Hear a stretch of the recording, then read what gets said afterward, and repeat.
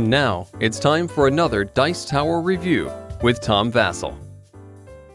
Hey folks, today we're taking a look at Raid and Trade. This is from Mage Company, and this has, when I opened the box for this, I was really impressed with the pieces. It has some nice miniatures, quality miniatures. The artwork is fun. It's like a post-apocalyptic. You're running around collecting resources. You are raiding other players. You are trading with other players, and you are accomplishing missions for the city. Let me show you.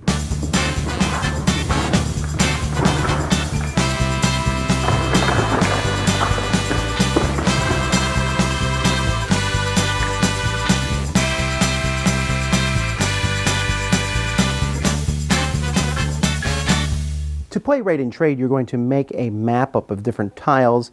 These tiles are double-sided, and you can place them any way you want. Really, you just got to make sure that your roads connect properly. You know, that there's two roads in one road, so you can put them any way you want. And then, depending on the number of players, you're going to put out a number of small, medium, or large buildings that are randomly placed on different spots on the board. Players are going to start here in the middle on a black market tile, and this black market tile is actually going to give a possibility of changing. So there's basically, this is going to let you trade resources, one type for another type, over the course of the game. So whichever one you put there is going to have some random thing. This game, for example, the green, purples, and blues and oranges are going to be the ones that are going to be traded. But maybe in a different game, different other color resources would be traded. Each player is going to start with a character, and this is Garcia the Trader. If it was my Garcia, it would be Garcia the Traitor. But anyway, Jake, Zoe, Mayu, Carter. Each of these people here has energy. Energy is something you're going to use every turn. Every turn, your energy is set to 15. Over here is your reputation tile. This is how much the city likes you. And then down here are your skill points. But when you build things, you're going to be increasing your skill points. This talks about the different things you have in your combat die. Each person has a combat die that's different. There's different color lines on them, like this is the blue one, so it goes with the blue character. And this tells you what your symbols mean. This tells you the different actions that you can take in your turn and how much energy each action costs. Now, to win the game, there are several ways to win the game. But all the ways to win the game require you to have 20 energy in a turn. So since you only get 15 energy in a turn, you're going to have to find other ways to get energy. Once you have that 20 energy, you also need one other thing to win the game. So you need 20 energy, and you also then are going to need to have done, get 20 skill points on a character, or complete 3 quests. There's quest cards up here, and quest cards have a certain number of requirements, usually very specific things that you need to get, or have 10 favor points with the city, and then also have 20 energy. So the first person to do that wins. Now, players are going to do on their turn, can move and then do an action. When you move, you can move basically where you want to move, but each city border you cross is going to cost energy, and if you cross these red barricades, they cost extra energy to go over them.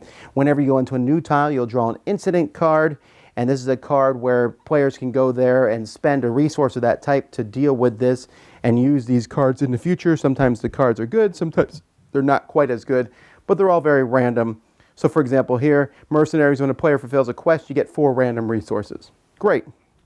So when you go to these places, most of the time you're going to want to raid these houses here, small, medium, or large. Each one has a certain number of energy to raid that house. So a small one is 6, medium 8, large is 10. When you raid a house, you will draw the top card of that deck. Now, the cards are going to show different things on them. There's 2 types of cards. There is a card that you can fight. When you fight, you simply will roll this die here, and if you roll the star, you will get resources from the bag equal to the bigger number, and if you roll a blank, you'll get resources to the smaller number. So you also might get some extra benefit at the bottom if you win or not. If you draw these, you will take negative reputation from the city, or you can put it on the bottom of the pile and gain a reputation with the city. If you take the negative reputation, then you simply get that many resources. So you're either going to randomly get a lot of resources or not, or you're going to decide to take the resources and a negative hit from the city reputation-wise. When you draw resources, you will draw them from this camouflaged bag, and the resources are all different colors, and these resources are often going to be used to accomplish a different incident cards, to accomplish quests, and to craft. Crafting is one of the things you do in this game. Each player has their own deck of cards, and you can craft the different cards if you have the specific types of things. So this one needs 2 grays, 2 greens, and a black. So on here I have bullets and maybe 2 of the greens. If I can spend those, I'm going to get 3 of those building points.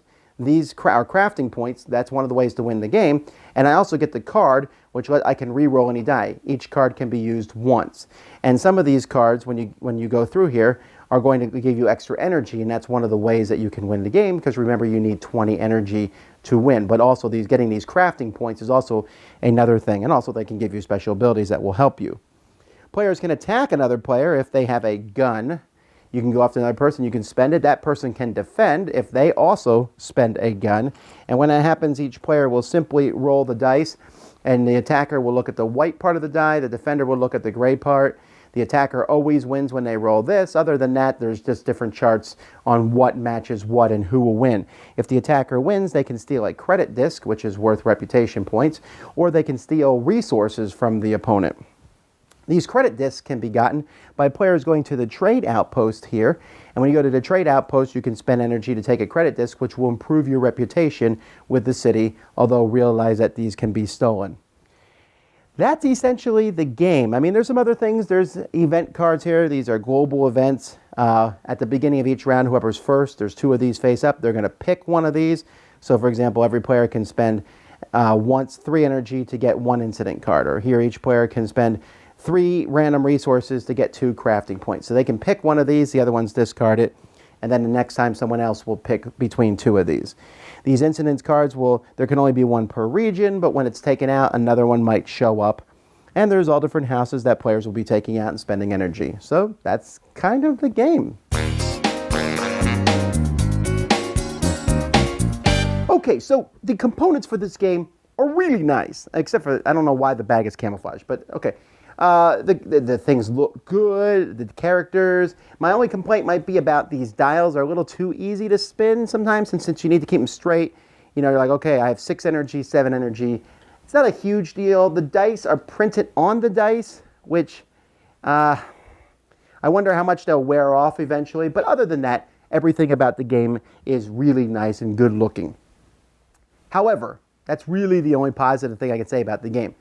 The concept of the game is interesting, but there's a couple problems I have with the game. The first is this energy scale that's on the character itself.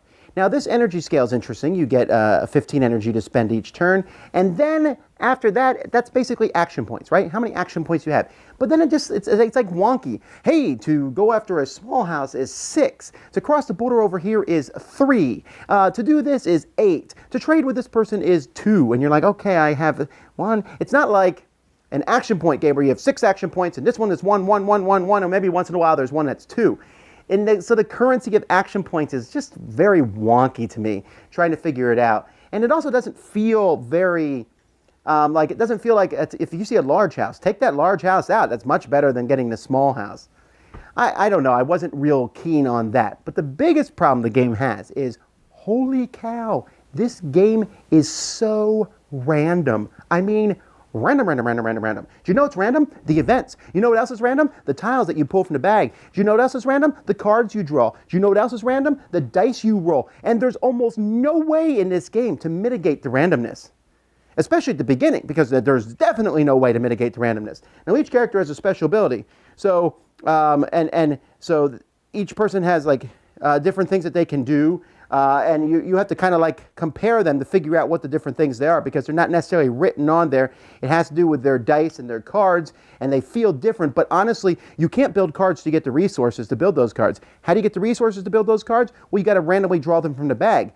Yes, you can trade with other players, but they might want the same resources as you do. So if you don't have the same resources that someone else has, the only way to get them, if no one is willing to trade with you, the only way to get them is to just keep randomly going and drawing them from the bag. And then you go find a house and you rate it. So you roll the die and you roll the lower number, and I roll the higher number. I'm doing better than you, especially if I pull 5 great tiles and you pull 2 bad ones that you don't need.